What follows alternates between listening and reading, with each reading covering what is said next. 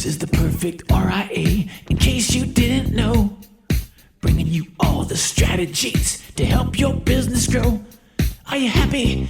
Are you satisfied? Are you hanging on the edge of your seat? Sit back and listen in while you feel the beat, yeah! Another myth bites the dust. Hello, TPR Nation. This is Amber Kuhn from the Perfect RIA. Thank you for joining me on today's Follow-Up Friday, where I'll be covering the highlights and action items from this week's episodes.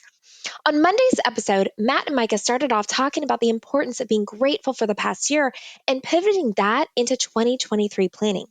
The guys said that as entrepreneurs, you're wired to look at the gap, but you need to also look at what you've accomplished. A way to do this is by writing out a list of everything you've done on both the professional and personal side over the past year. Even looking at the small things, the adventures you did with your kids, how often you worked out, or if you improved your search schedule. Don't leave anything out because you think it's too small. This is also something that the guys do with their teams. They take the time to look at all the victories. They said, we're always pushing toward that gap, and we need to make sure that we celebrate the game. And that it's really nice to be able to stop, pivot back, and tie it into things that the team has actually done, and really be grateful to celebrate that success. They also said that you need to make sure that you're tracking what you're doing and telling yourself the truth, not just drinking your own Kool-Aid. This is why during masterminds, everyone has to provide financial documents. Matt shared an example of this in his own office where his team was confident they had talked to every client. But when they dug into it, they realized that there were a handful of clients who had slipped through the cracks and they hadn't spoken to them. Micah said this is why you need systems and processes, especially when you're growing. There's some things you can do as a two-person team, but as you grow, you need to take the process out of yours and your staff's mind and document it. And he said that this is partly why some advisors don't want to grow, but you need a process in place for everything. This is also a good time where you can start looking at improvements with your team. Micah recommends picking a theme for the year, but he said you have to have a way to measure your improvements. It needs to be things that you can control and help move the needle. Matt said what he's found is if you're being very intentional and specific on what you're doing and planning, that's what will make all the difference. Micah said that this really comes down to his morning success ritual. He said, think about what do you have to do in the morning to get into that A game status so that you can really crush it. And you probably need to put some extreme accountability to this too. Matt said you need to think about what rules are you going to put in place for your life. For example, Matt doesn't work on Fridays. He said eliminate as many decisions from your life so it's one less thing that you have to worry about. Micah said, think about how are you going to make 2023 your best year ever? And this isn't about doing a New Year's resolution. How do you set this up for success? And what's the one area that you want the most commitment on? The one you're not sure you're going to do?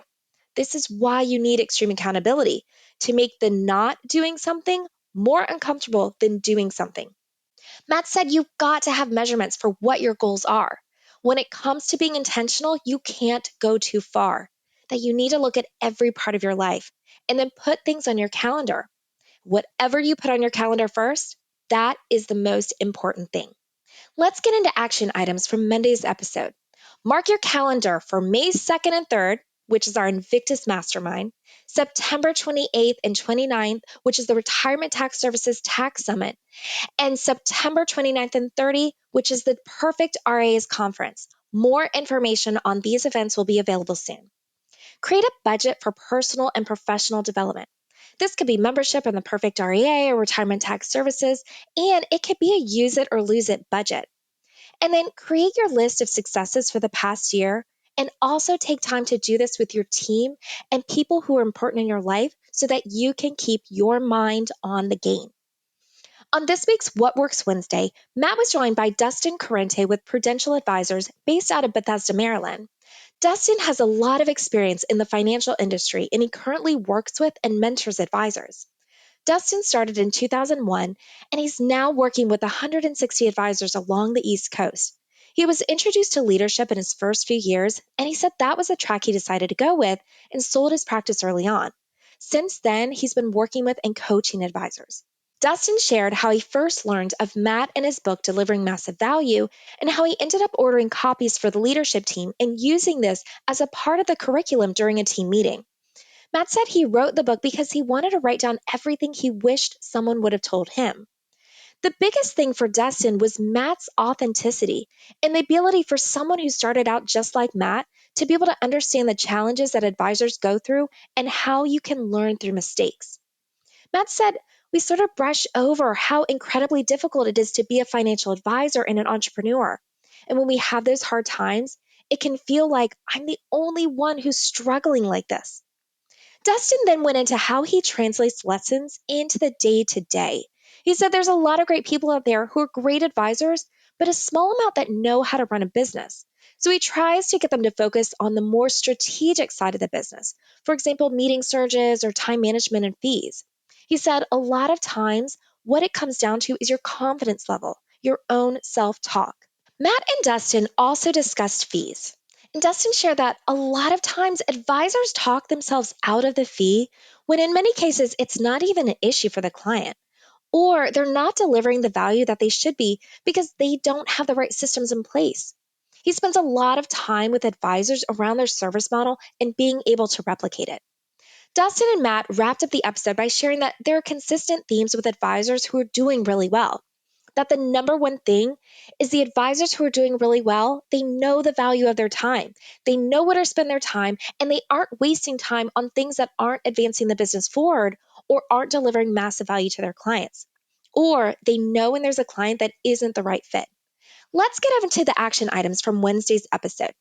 If anyone is in leadership, those that are able to lead or coach others, Dustin recommends using the main topics in Matt's book, Delivering Massive Value. Dustin said to also keep in mind that there's a tremendous opportunity for advisors who are new in the business to bring on new clients and capture assets. And when you get discouraged, remember that there's an incredible need for the value that you can deliver. And you need to be spending your time where it delivers the most value to clients. And lastly, you should have your own advisor. On this week's Worlds to Conquer, Jamie wrapped up her final episode of a 4-part series on family offices. If you haven't had a chance to listen to the first 3 episodes in the series, be sure to listen by visiting theperfectRA.com or wherever you listen to your podcast.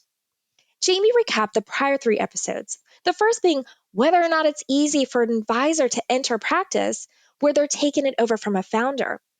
Then she also had an interview with her father, Floyd Shalansky. And then last week, Jamie was joined by her son, Lane, as he talked about what it was like to grow up in the family firm. Jamie shared some answers to questions that she recently received from advisors after these episodes had aired. The first was, did Jamie and Floyd work together on client meetings? Jamie said that for 99% of the clients, they work together.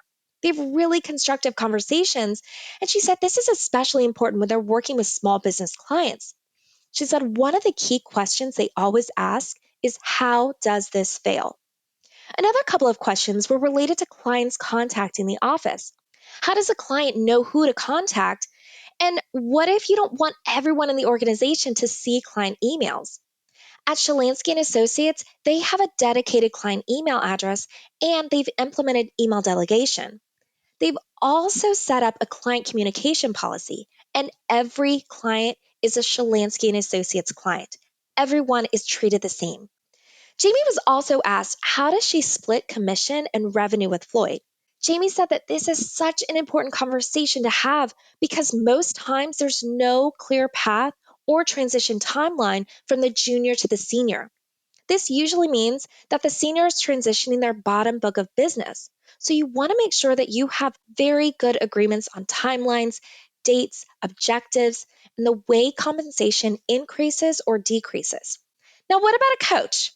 Jamie shared a question that she received from an advisor who was having a hard time getting her parents, who are the firm's founders, on board on moving forward with some of the changes she wanted to implement, such as surge, value adds, or fee increases. And should she bring in a coach to help? From Jamie's experience, this was the second worst day of her life, so her advice is to proceed with caution. Jamie also shared her thoughts on a question she received on how to tell clients about transitions. She said, make sure that you're telling clients why the junior advisor is in the room. Jamie gave a script that Floyd has used in his office that helps a client understand that they're being taken care of. Jamie mentioned an important point that clients want to know what impact something has on them. So make sure that you're having that conversation right away with them. She also said a good strategy is to start building up the new advisor's credibility by handing over certain items and offer their expertise. She said it's the senior's responsibility to make sure the junior doesn't fall on their face, and it's the junior's responsibility to never correct the senior in a client meeting. Let's get into action items from Thursday's episode.